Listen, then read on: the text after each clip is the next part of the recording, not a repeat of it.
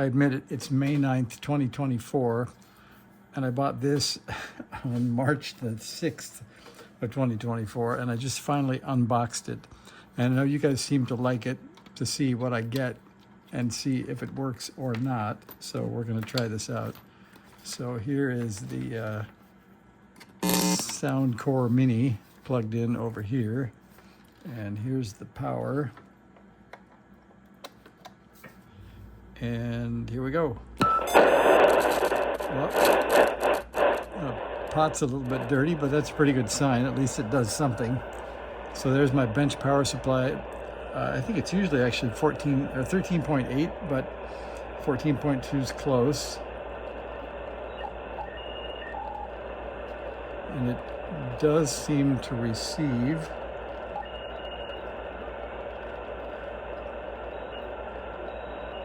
And speaking of that, I just realized that I just finished making a contact with AD6T in Tucson using this guy, and I realized I forgot to put the tuner in line, so I did that with a pretty mismatched antenna. No wonder he had trouble copying me. So I don't hear much. Let's see if we can give it a little bit finer tuning and see if we hear anything.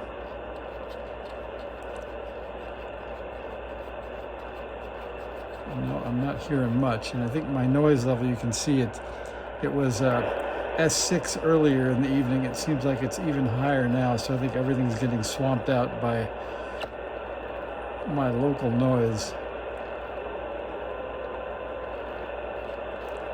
So I'm not really finding much.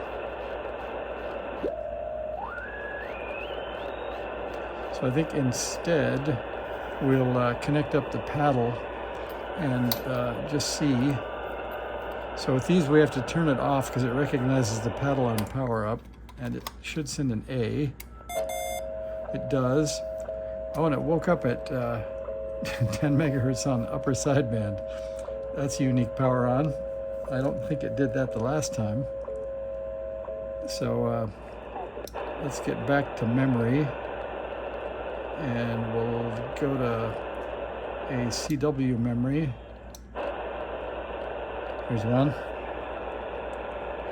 And let's just see if it keys. It does. Let's get it on the dummy load and see what it says. So it's, I'll take you to a quick trip up there. There's the watt meter. So that's looking like a pretty solid 5 watts coming out of it. So far it's completely operational, which is pretty amazing. And it has a charge port. I don't think it's heavy enough to have a battery in it. So I think we'll look in there and see what we see. And since the noise level is so high, I probably can't work anybody anyway. And I have been driving around. People told me, put the mobile rig out. I did drive around, and the noise is really broad around the whole neighborhood, like within a couple of mile radius. So I haven't really come up with the reason for the noise yet, but I do drive away to workstations. So there's the inside, and it does have the battery connector, and it has the charge circuit. So it looks pretty clean inside. I don't see any evidence of anybody doing any kind of cool repairs, so that's good. And